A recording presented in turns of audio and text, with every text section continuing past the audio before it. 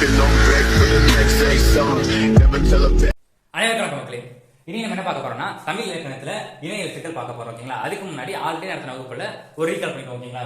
First என்ன பார்த்தோம்? இலக்கணத்தை 5 வகை பிரிக்கிறோம் பார்த்தோம். எழுத்து, சொல், பொருள், யாப்பு, அணினா அந்த எழுத்து இலக்கணத்துல முதல் எழுத்துக்கள், சார்பு எழுத்துக்கள், முதல் எழுத்துக்கள் ஃபுல்லா பார்த்தாச்சு. சார்பு எழுத்துக்கள்ல உயிர், மையம், ஆயுதம் பார்த்திருக்கோம். நெக்ஸ்ட் வகுப்புல நெக்ஸ்ட் பார்க்கலாம். அதுக்கு அடுத்து என்ன பார்த்தோம்? நம்ம மொழி, முதல், இடை, இறுதி எழுத்துக்கள் பார்த்தோம். ஓகேங்களா? இப்போ நம்ம பார்க்க வேண்டியது என்ன? இணை எழுத்துக்கள். இணை எழுத்துக்கள் என்ன? சில எழுத்துக்களோட ஒலிக்கும் முயற்சி, பிறக்கும் இடம், அதோட ஒளி வடிவம், வரி வடிவம் இதெல்லாம் கிட்டத்தட்ட ஒரே மாதிரியா இருக்க எழுத்துக்கள் தான் இணை எழுத்துக்கள்னு சொல்லுவோம். ஓகேங்களா? அதுக்கு டெஃபினிஷன் என்ன? Definition note பண்ணிச்சிங்க. டெஃபினிஷன் கேட்க அது இருக்குது என்னது? சில எழுத்துக்களின் ஒலிக்கும் முயற்சி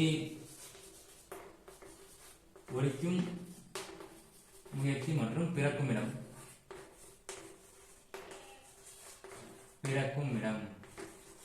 இதுல ஒற்றுமையா இருக்கிற எழுத்துக்கள் தான் இணை எழுத்துக்கள் சொல்லுவாங்க. இணை எழுத்துக்கள் என்ன சொல்லுவாங்க? நட்பு எழுத்துக்கள்னு சொல்லுவாங்க. இணை எழுத்துக்கள் சொல்லுவாங்க, நட்பு எழுத்துக்கள் சொல்லுவாங்க. வாங்க இப்போ இணை எழுத்துக்கள் எப்படி இருக்கும் அதோட டெஃபினிஷன் பார்த்துருவோம். டெஃபினிஷன் பார்த்தாச்சு. இணை எழுத்துக்கள் எப்படி இருக்கும்? நம்ம வந்து மெய் எழுத்துக்கள், இணை எழுத்துக்கள் பார்ப்போம். ஓகேங்களா? இணை எழுத்துக்களை மெய் எழுத்துக்களை பார்ப்போம். மெய் எழுத்துக்கள் என்ன நமக்கு தெரியும்? வல்லினம், மெல்லினம், இடையினம் 3 பிரிச்சிருக்கோம். அதுல வல்லின 6 எழுத்துக்களுக்கும் மெல்லின எழுத்துக்கள் இணை எழுத்துக்களா இருக்கும். என்னென்ன வல்லின எழுத்துக்கள்?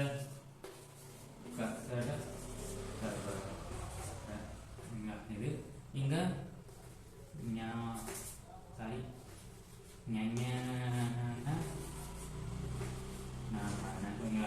இப்போ இது என்ன இருக்கு?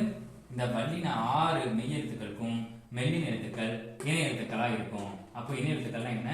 நட்பு எழுத்துக்கள் சொல்லியிருக்கோம். அப்ப இணை எழுத்துக்கள் எப்படி? இணை எழுத்துக்கள்லாம் என்ன கேட்டீங்கன்னா, ஒரு சொல்ல வரப்போ இந்த இணை எழுத்துக்கள் அது அருகிலேயே வரும். ஓகேங்களா? இப்போ ஃபார் எக்ஸாம்பிள் ஒரு இது எடுத்துக்கோம். திங்கள் பாருங்க, திங்கள்ங்கிற சொல்லி எடுத்துக்கிட்டோம்னா இங்குக்கு பின்னாடி அது இணை எழுத்தான இக்கு கா வருது. ஓகேங்களா? இங்குக்கு பின்னாடி அது இணை எழுத்தான இக்கு வருது. இப்ப இங்க காதா வரணுமா அப்படின்னா தேவையில்ல. தங்கை வச்சுன்னா கை, ஐ, அதாவது அதுலயும் கா, இக்கு, இதோட இணை எழுத்தான அதோட மெய் எழுத்து வரும். ஓகேங்களா? இதுதான் இணை எழுத்து. இப்போ நார்மலா இக்கு தான் வருமா அப்படிங்கிறீங்க? இல்ல. இப்போ இக்கு வந்தா இங்குதான் வருமா, இங்கு வந்தா இக்குதான் வருமானு இல்ல. இதே எழுத்துக்கள் இணை எழுத்துக்களா இருக்கும். மன்னன் சொல்ல பாருங்க. மக்கள்,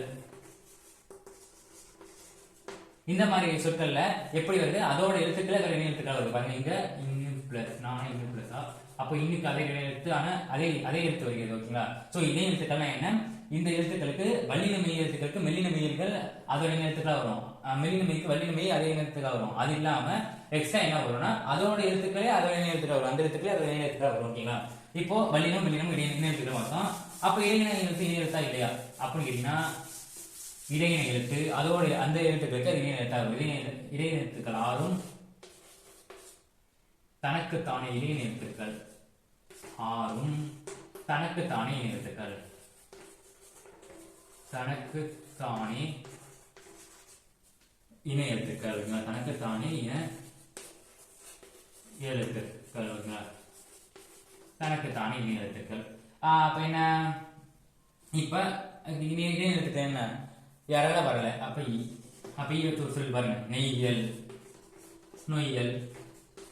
நொய்யல், ஆற்றங்கரை எப்படிலாம் வரும். ஓகேங்களா? அப்ப நொய்யல்ல ஈ அதோட இணை எழுத்தானே யா. ஓகேங்களா?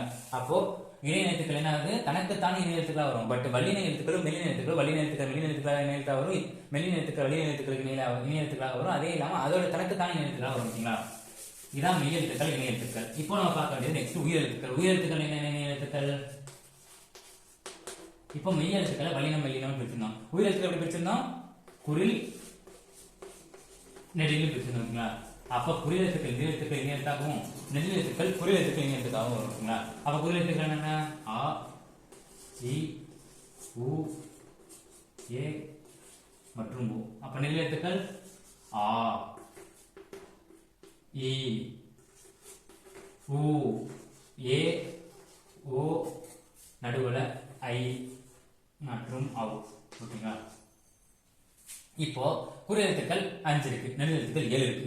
எப்படி இணை எழுத்துக்கள் வரும்? ஆவுக்கு ஆ. ஓகே, ரைட், வெல், இது குட், சூப்பர். எல்லாமே இந்த இணை எழுத்துக்கள் வந்துச்சு. அங்க 2 மிஸ் ஆகுது. என்ன பண்றது? ஒன்னும் பிரச்சனை இல்ல.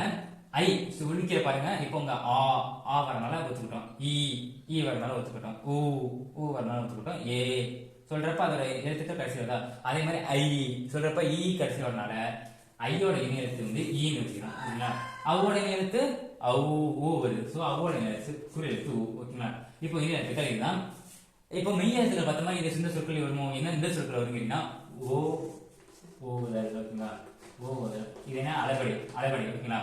அளபடியில மட்டும்தான் உயிர் எழுத்துக்கள் இணைய எழுத்துக்களாக வரும். வேற எந்த சொற்களிலும் உயிர் எழுத்துக்கள் இணைய எழுத்துக்களாக வராது. நோட் பண்ணி வச்சுங்க, மறக்காதீங்க. அளபடியில் மட்டும்தான் வரும். ஓகேங்களா? அளபடியில மட்டும் பார்த்தா உங்களுக்கு புரியும். அளபடியில் மட்டும்தான் உயிர் எழுத்துக்கள் இணைய எழுத்துக்களாக வரும். ஓகேங்களா? அவ்வளவுதான். இவ்வளவுதான் இணைய எழுத்துக்கள். இணைய எழுத்துக்கள் 3 டாபிக் இல்ல, சிம்பிள் தான். எது இருக்கு இது இணைய எழுத்துக்கள்னு நோட் பண்ணி வச்சுக்கிட்டா போதும். வேற எதுவும் தேவையில்லை. நெக்ஸ்ட் பார்ப்போம். நன்றி.